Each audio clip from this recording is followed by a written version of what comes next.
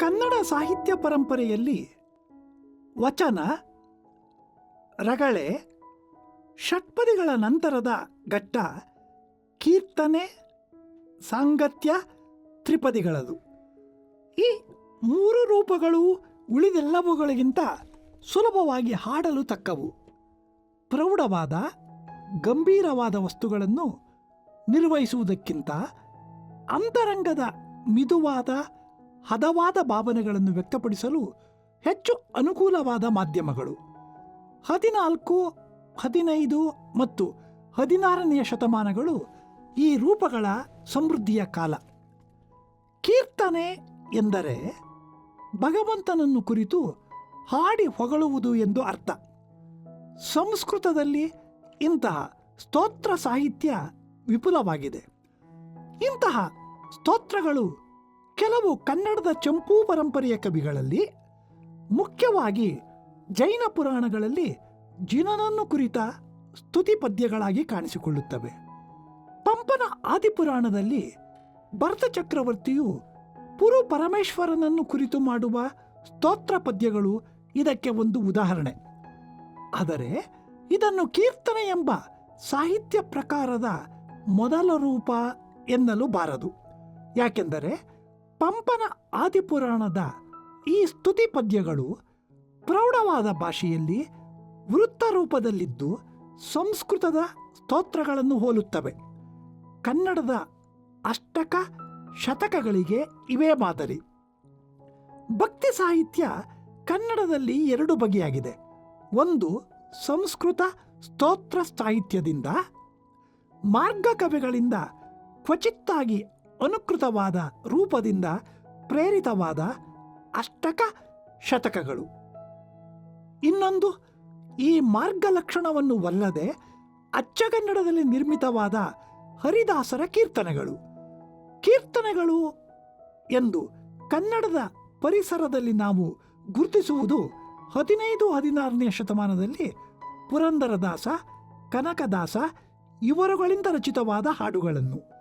ಈ ಬಗೆಯ ಹಾಡುಗಳನ್ನು ಕನ್ನಡದಲ್ಲಿ ವೈಷ್ಣವ, ಶೈವ ಮತ್ತು ಜೈನ ಕವಿಗಳು ಬರೆದಿದ್ದರೂ ಮೂಲತಃ ಇವುಗಳಿಗೆ ಒಂದು ಮಹತ್ವ ದೊರೆತದ್ದು ವೈಷ್ಣವ ಕವಿಗಳಿಂದ ಅಥವಾ ಹರಿದಾಸರಿಂದ. ಕೀರ್ತನೆಗಳೆಂಬ ಈ ಸಾಹಿತ್ಯ ರೂಪ ವೈಷ್ಣವ ಭಕ್ತಿಯು ಕನ್ನಡ ನಾಡಿನಲ್ಲಿ ಪ್ರವಹಿಸಿದ ಸಂದರ್ಭದಲ್ಲಿ ಹುಟ್ಟಿಕೊಂಡಿತು. ವೀರಶೈವ ಧರ್ಮದ ಉತ್ಕರ್ಷದ ಕಾಲದಲ್ಲಿ ಹೇಗೆ ವಚನಗಳು ನಿರ್ಮಿತಿಯಾದವೋ ಅದೇ ರೀತಿ ಭಾಗವತ ಸಂಪ್ರದಾಯದ ಉತ್ಕರ್ಷದ ಕಾಲದಲ್ಲಿ ಕೀರ್ತನೆಗಳು ಹುಟ್ಟಿಕೊಂಡವು. ಕನ್ನಡ ನಾಡಿನಲ್ಲಿ ವೈಷ್ಣವ ಮತದ ಎರಡು ಪಂಥಗಳನ್ನು ಗುರುತಿಸಬಹುದು. ಒಂದು ಶ್ರೀರಾಮಾನುಜರಿಂದ ಕರ್ನಾಟಕಕ್ಕೆ ಬಂದ ಶ್ರೀ ವೈಷ್ಣವ, ಮತ್ತೊಂದು ಮಧ್ವಾಚಾರ್ಯರಿಂದ ಪ್ರಚಲಿತವಾದ ದ್ವೈತ ಮತ. 12ನೆಯ ಶತಮಾನದ ಪೂರ್ವಾರ್ಧದಲ್ಲಿ ವೀರಶೈವ ಧರ್ಮವು ಉದಯವಾಗುವುದಕ್ಕೆ ಮುನ್ನಿನ ಕಾಲದಲ್ಲಿ ಶ್ರೀ ವೈಷ್ಣವವು ಆಚಾರ್ಯ ರಾಮಾನುಜರಿಂದ ಕರ್ನಾಟಕವನ್ನು ಪ್ರವೇಶಿಸಿತು. ತಮಿಳುನಾಡಿನಿಂದ ಬಂದ ಈ ಶ್ರೀ ವೈಷ್ಣವ ಕನ್ನಡ ನಾಡಿನ ರಾಜರುಗಳ ಆಶ್ರಯದಿಂದ ಪ್ರವರ್ಧಮಾನವಾದರೂ ಸಂಸ್ಕೃತ ಹಾಗೂ ತಮಿಳು ಭಾಷೆಗಳಲ್ಲೇ ಧಾರ್ಮಿಕ ವಿಚಾರ ವ್ಯವಹಾರಗಳನ್ನು ನಡೆಸುವುದರಲ್ಲಿ ತೃಪ್ತಿಪಟ್ಟುಕೊಂಡಿದ್ದರಿಂದ ಕನ್ನಡ ಭಾಷೆಯನ್ನು ಬಳಸಿಕೊಳ್ಳುವ ಬಗೆಗೆ ಆಸಕ್ತಿಯನ್ನು ತೋರಲಿಲ್ಲ. ಒಂದು ವೇಳೆ ರಾಮಾನುಜ ಪಂಥವು ಕನ್ನಡ ನಾಡಿನ ಜನತೆಯ ಭಾಷೆಯನ್ನೇ ತನ್ನ ಅಭಿವ್ಯಕ್ತಿಯ ಮಾಧ್ಯಮವನ್ನಾಗಿ ಮಾಡಿಕೊಂಡಿದ್ದರೆ ಒಂದೇ ಕನ್ನಡದಲ್ಲಿ ವೈಷ್ಣವ ಸಾಹಿತ್ಯ ಉದಯವಾಗುವ ಅವಕಾಶವಿತ್ತು. ಅದೇ ಕಾಲಕ್ಕೆ ವೀರಶೈವವು ಕ್ರಮೇಣ ಪ್ರವರ್ಧಮಾನವಾಗಿ ಜನಭಾಷೆಯನ್ನೇ ತನ್ನ ಅಭಿವ್ಯಕ್ತಿಯ ಮಾಧ್ಯಮವನ್ನಾಗಿ ಮಾಡಿಕೊಂಡಿದ್ದರಿಂದ ವೈಷ್ಣವವು ಹಿಂದಾಗಿ ವೀರಶೈವವೇ ಮುಂದಾಯಿತು. ಮುಂದೆ ಮಧ್ವಾಚಾರ್ಯರ ಅನುಯಾಯಿಗಳಾದ ಹರಿದಾಸರಿಂದ ಕನ್ನಡದಲ್ಲೇ ವೈಷ್ಣವ ಸಾಹಿತ್ಯವಾದ ಕೀರ್ತನೆಗಳು ರಚಿತವಾದವು. 13ನೆಯ ಶತಮಾನದ ಕೊನೆಗಿದ್ದ ನರಹರಿ ತೀರ್ಥರೇ ಈ ಪರಂಪರೆಗೆ ಮೊದಲಿಗರು ಎನ್ನಬಹುದು. ಇಲ್ಲಿಂದ 15ನೆಯ ಶತಮಾನದೊಳಗಿನ ಅವಧಿಯಲ್ಲಿ ರಚಿತವಾದ ಕುಮಾರವ್ಯಾಸನ ಮಹಾಭಾರತವು ಈ ಕಾಲದ ಭಾಗವತ ಪರಂಪರೆಯ ಉತ್ಕರ್ಷಕ್ಕೆ ಒಂದು ಸಾಕ್ಷಿಯಾಗಿದೆ.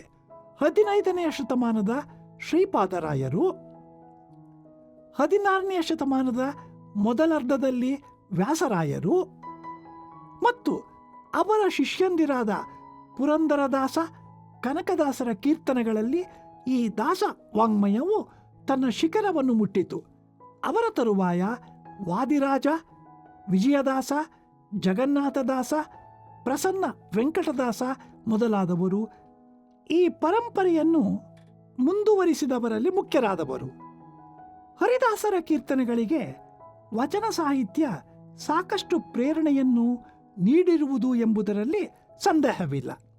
ಎಷ್ಟೋ ಕೀರ್ತನೆಗಳು ಶಿವಶರಣರ ವಚನಗಳನ್ನು ಹೋಲುವುದರ ಜೊತೆಗೆ ಕೀರ್ತನಕಾರರಿಂದ ರಚಿತವಾದ ಉಗಾಭೋಗಗಳಲ್ಲಿ ಕೆಲವು ವಚನಗಳನ್ನೇ ನಿಚ್ಚಳವಾಗಿ ಬಿಂಬಿಸುತ್ತವೆ. ಧರ್ಮ ಪ್ರಸಾರಕ್ಕೆ ಹಾಗೂ ಆಧ್ಯಾತ್ಮಿಕ ವಿಚಾರಗಳ ಅಭಿವ್ಯಕ್ತಿಗೆ ಕರ್ನಾಟಕದಲ್ಲಿ ಜನಕ್ಕೆ ತಿಳಿಯುವಂತಹ ಕನ್ನಡವನ್ನು ಮಾಧ್ಯಮವನ್ನಾಗಿ ದುಡಿಸಿಕೊಂಡವರಲ್ಲಿ ಶಿವಶರಣರೇ ಮೊದಲಿಗರು. ತಾವು ಬದುಕುವ ಪರಿಸರದ ಜನದೊಂದಿಗೆ ಸಂಪರ್ಕವಿರಿಸಿಕೊಳ್ಳುವುದಾದರೆ ಆ ಜನದ ಭಾಷೆಯನ್ನೇ ಬಳಸುವುದು ಅಗತ್ಯವೆಂಬ ಎಚ್ಚರ ಶಿವಶರಣರಂತೆ ಹರಿದಾಸರಿಗೂ ಉಂಟಾದ್ದರಿಂದ ಕನ್ನಡದಲ್ಲಿ ಕೀರ್ತನೆಗಳ ರಚನೆಗೆ ಹರಿದಾಸರು ಮನಸ್ಸು ಮಾಡಿದಂತೆ ತೋರುತ್ತದೆ. ಈ ಹರಿದಾಸರಿಗಿಂತ ಮೊದಲೇ ಶಿವಶರಣರಲ್ಲಿ ಕೆಲವರು ಕೀರ್ತನೆಗಳನ್ನು ನೆನಪಿಗೆ ತರುವಂಥ ಹಾಡುಗಳನ್ನು ಬರೆದಿರುವುದರಿಂದ ಕೀರ್ತನೆಯ ಪರಂಪರೆ ವೀರಶೈವ ಶಿವಶರಣರಿಂದ ಆರಂಭವಾಗಿರಬಹುದೆಂಬ ಅಭಿಪ್ರಾಯವಿದೆ. ಶಿವಶರಣರ ವಚನಗಳನ್ನು ಸಂದರ್ಭ ಬಿದ್ದರೆ ಹಾಡುತ್ತಿದ್ದರೆಂಬುದು, ಕೆಲವು ವಚನಗಳು ಹಾಡಲು ಅನುಕೂಲವಾಗಿವೆ ಎಂಬುದು ನಿಜ. ವಚನಗಳನ್ನು ಗೀತಗಳೆಂದು ಕರೆದಿರುವುದೂ ಉಂಟು. ಇದರ ಜೊತೆಗೆ ಮುಂದಿನವರು ಯಾರೋ ಬಸವ, ಅಲ್ಲಮ, ಅಕ್ಕ ಮಹಾದೇವಿ ಇವರ ವಚನಗಳನ್ನು ಅವರವರ ಅಂಕಿತದೊಂದಿಗೆ ಹಾಡುಗಳ ಅಥವಾ ಕೀರ್ತನೆಗಳ ರೂಪಕ್ಕೆ ತಿರುಗಿಸಿರುವ ಸಾಧ್ಯತೆಗಳೂ ಉಂಟು. ಈ ವಿಚಾರದಲ್ಲಿ ಇನ್ನೂ ಖಚಿತವಾಗಿ ಹೇಳಲು ಬಾರದು. ಶ್ರೀ ಎಲ್ ಬಸವರಾಜು ಅವರು ಶಿವದಾಸ ಗೀತಾಂಜಲಿ ಕೃತಿಗೆ ಬರೆದ ಮುನ್ನಡಿಯಲ್ಲಿ ಈ ರೀತಿ ಹೇಳಿದ್ದಾರೆ.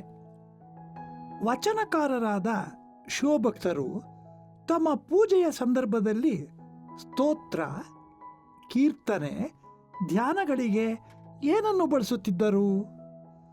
ಸಂಸ್ಕೃತದ ಬಗ್ಗೆ ಅಂತಹ ಒಲವಿಲ್ಲದ್ದರಿಂದ ಸಂಸ್ಕೃತ ಶ್ಲೋಕಗಳನ್ನು ಪಠಿಸುತ್ತಿದ್ದರೆಂಬುದು ಅಸಂಭವ. ಈ ವಚನಗಳನ್ನೇ ಹಾಡುತ್ತಿದ್ದರೆ? ಕೆಲವು ವಚನಗಳನ್ನೇನೋ ಹಾಡುತ್ತಿದ್ದಿರಬಹುದು.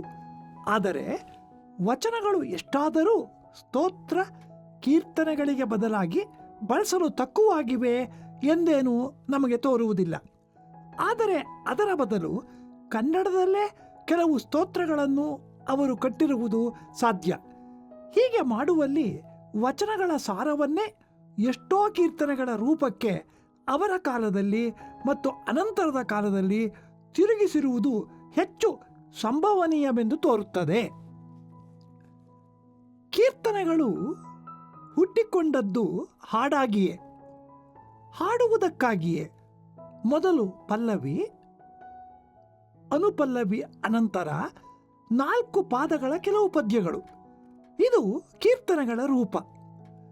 ಮಾಧ್ವ ಮತದ ತತ್ವಜ್ಞಾನ ತಾರತಮ್ಯಗಳನ್ನು ಅನುಸರಿಸಿ ದೇವತಾಸ್ತುತಿ, ಪರಮಾತ್ಮನ ವಿವಿಧ ಲೀಲೆಗಳ ಉಲ್ಲೇಖ, ವೈಯಕ್ತಿಕವಾದ ಅನಿಸಿಕೆ, ತೊಳಲಾಟಗಳು ಮತ್ತು ಸಮಾಜ ವಿಮರ್ಶೆ ಈ ಕೀರ್ತನೆಗಳ ವಸ್ತುವಾಗಿದೆ. ಈ ಕೀರ್ತನೆಗಳಿಂದ, ಮುಖ್ಯವಾಗಿ ಪುರಂದರದಾಸರ ಕೀರ್ತನೆಗಳಿಂದ ಕರ್ನಾಟಕ ಸಂಗೀತವು ಉದಯವಾಗಿ ತೆಲುಗಿನ ಸುಪ್ರಸಿದ್ಧ ವಾಗ್ಗೇಯಕಾರರಾದ ತ್ಯಾಗರಾಜರಿಗೆ ಸ್ಫೂರ್ತಿಯಾಯಿತೆಂಬುದು ತುಂಬ ಮಹತ್ವದ ಸಂಗತಿಯಾಗಿದೆ. ಕನ್ನಡ ಕೀರ್ತನೆಗಳ ಮಟ್ಟಿಗೆ ಹೇಳುವುದಾದರೆ ಅವುಗಳು ಕನ್ನಡ ಸಾಹಿತ್ಯಕ್ಕೆ ಕೊಟ್ಟ ಕೊಡುಗೆಗಿಂತ ಕರ್ನಾಟಕ ಸಂಗೀತಕ್ಕೆ ಕೊಟ್ಟ ಕೊಡುಗೆ ವಿಶೇಷವಾದದ್ದು. ಕನ್ನಡದಲ್ಲಿ ಕೀರ್ತನೆಗಳನ್ನು ಹರಿದಾಸರಲ್ಲದೆ ಬೇರೆಯವರೂ ಬರೆದಿದ್ದಾರೆ. ನಿಜಗುಣ ಶಿವಯೋಗಿಗಳು, ಮುಪ್ಪಿನ ಷಡಕ್ಷರಿ, ಸರ್ಪಭೂಷಣ ಶಿವಯೋಗಿಗಳು ವಚನಕಾರರಿಂದ ಸ್ಫೂರ್ತಿಯನ್ನು ಪಡೆದು ಕೀರ್ತನೆಗಳನ್ನು ರಚಿಸಿದ್ದಾರೆ. ರತ್ನಾಕರ ವರ್ಣಿ ಎಂಬ ಜೈನ ಕವಿಯು ಅಣ್ಣನ ಪದಗಳು ಎಂಬ ಹೆಸರಿನ ಕೀರ್ತನೆಗಳನ್ನು ಬರೆದಿದ್ದಾನೆ. ಚಿಕ್ಕುಪಾಧ್ಯಾಯನ ಶೃಂಗಾರದ ಹಾಡುಗಳು, ಚಿಕ್ಕದೇವರಾಜರ ಗೀತಗೋಪಾಲ ಹರಿದಾಸರ ಕೀರ್ತನೆಗಳ ಮಾದರಿಗಳಾಗಿವೆ. ಸುಮಾರು 1900ರ ಕಾಲದ ಶಿಶುನಾಳ ಶರೀಫರ ತತ್ವದ ಪದಗಳು ಕೀರ್ತನ ಪರಂಪರೆಯ ಇತ್ತೀಚಿನ ದಾಖಲೆಗಳಾಗಿವೆ. ಅಷ್ಟೇ ಅಲ್ಲ, ಹೊಸಗನ್ನಡ ಸಾಹಿತ್ಯದ ಮೇಲೂ ಈ ಕೀರ್ತನೆಯ ಪರಂಪರೆಯ ಪ್ರಭಾವವನ್ನು ಗುರುತಿಸಬಹುದು. ಡಿ.ವಿ.ಜಿ. ಅವರ ವನಸುಮದಲು ಎನ್ನ ಜೀವನವು ಎನ್ನುವಂಥ ಪದ್ಯಗಳು ಮತ್ತು ಅಂತಃಪುರ ಗೀತೆಗಳು, ಶ್ರೀನಿವಾಸರ ಭಿನ್ನಪ ಕವನ ಸಂಗ್ರಹದ ಕವಿತೆಗಳು, ಪೂತಿ ನರಸಿಂಹಾಚಾರ್ಯರ ಅನೇಕ ಕವಿತೆಗಳು ಈ ಕೀರ್ತನ ಪರಂಪರೆಯ ಪ್ರಭಾವದಿಂದಲೇ ರಚಿತವಾದವುಗಳು ಎಂಬುದನ್ನು ಗುರುತಿಸಬಹುದು. ತ್ರಿಪದಿ ಸಾಂಗತ್ಯಗಳು ಅತ್ಯಂತ ಜನಪ್ರಿಯವಾದ ಕಾವ್ಯರೂಪಗಳು. ಸರ್ವಜ್ಞ ಮತ್ತು ರತ್ನಾಕರ ವರ್ಣಿ ಇವರಿಂದ ನೆಲೆಗೊಂಡ ಈ ಕಾವ್ಯರೂಪಗಳಲ್ಲಿ ತ್ರಿಪದಿ ಅತ್ಯಂತ ಪ್ರಾಚೀನತಮವಾದ ರೂಪ. ಅಷ್ಟೇ ಅಲ್ಲ, ಉಪಲಬ್ಧವಾಗುವ ಅತ್ಯಂತ ಪ್ರಾಚೀನ ಛಂದೋರೂಪ ಇದು. ಕ್ರಿಸ್ತಶಕ 700ರ ಬಾದಾಮಿ ಶಾಸನದಲ್ಲಿ ಮೊದಲು ಈ ರೂಪವನ್ನು ಗುರುತಿಸಬಹುದು.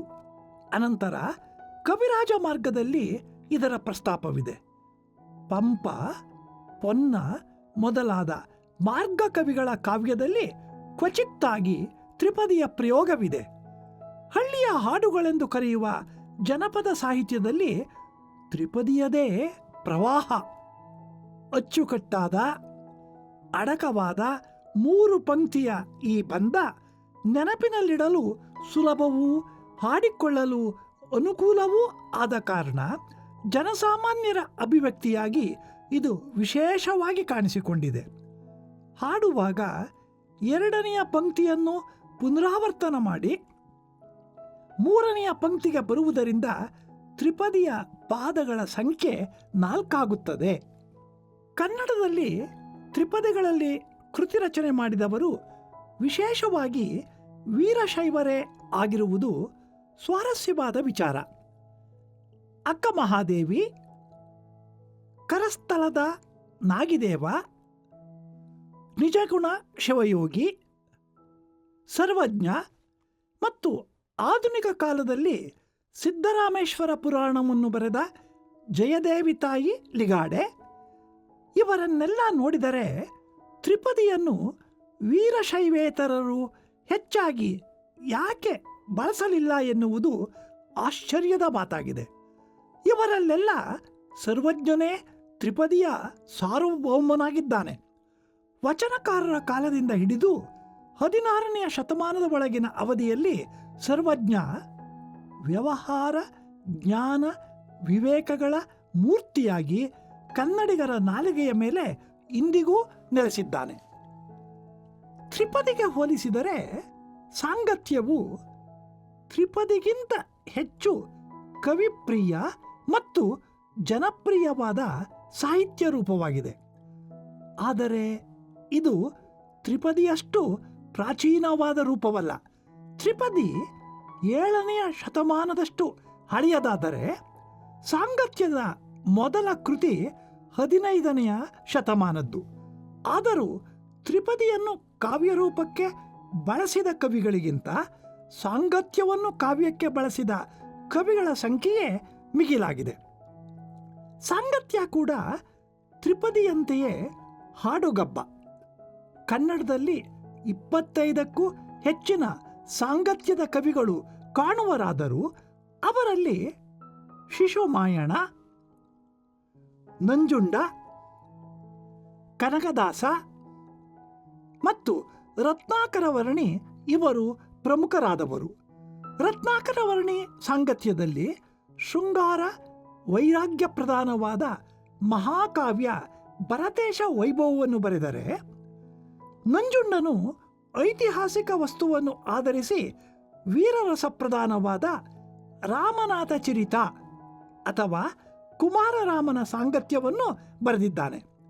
ಕನಕದಾಸರು ಮೋಹನ ತರಂಗಿಣಿಯಲ್ಲಿ ಪೌರಾಣಿಕ ವಸ್ತುವನ್ನು ಕುರಿತು ಕಾವ್ಯ ಬರೆಯುತ್ತಾ ತಮ್ಮ ಸಮಕಾಲೀನವಾದ ವಿಜಯನಗರ ಕಾಲದ ವೈಭವವನ್ನೆಲ್ಲ ತೆರೆಯುತ್ತಾರೆ. ಸಂಚಿಯ ಹೊನ್ನಮ್ಮ ಹದಿಬದೆಯ ಧರ್ಮದಂತಹ ನೀತಿ ಕಾವ್ಯವನ್ನು ಸಾಂಗತ್ಯದಲ್ಲಿ ಬರೆದಿದ್ದಾಳೆ. ಸಾಂಗತ್ಯದ ಈ ರೂಪ ಹೊಸಗನ್ನಡದ ಆಧುನಿಕ ಛಂದಸ್ಸಿಗೆ ತಳಹದಿಯಾಗಿ ಹಲವು ಕವಿಗಳಲ್ಲಿ ಹೊಸ ರೂಪದಲ್ಲಿ ಕಾಣಿಸಿಕೊಂಡಿದೆ. ಎಸ್ ವಿ ಪರಮೇಶ್ವರ ಭಟ್ಟರು ತಮ್ಮ ಇಂದ್ರಚಾಪ ಮತ್ತು ಚಂದ್ರವೀದಿಗಳಲ್ಲಿ ಸಾಂಗತ್ಯವನ್ನು ಯಶಸ್ವಿಯಾಗಿ ಬಳಸಿದ್ದಾರೆ.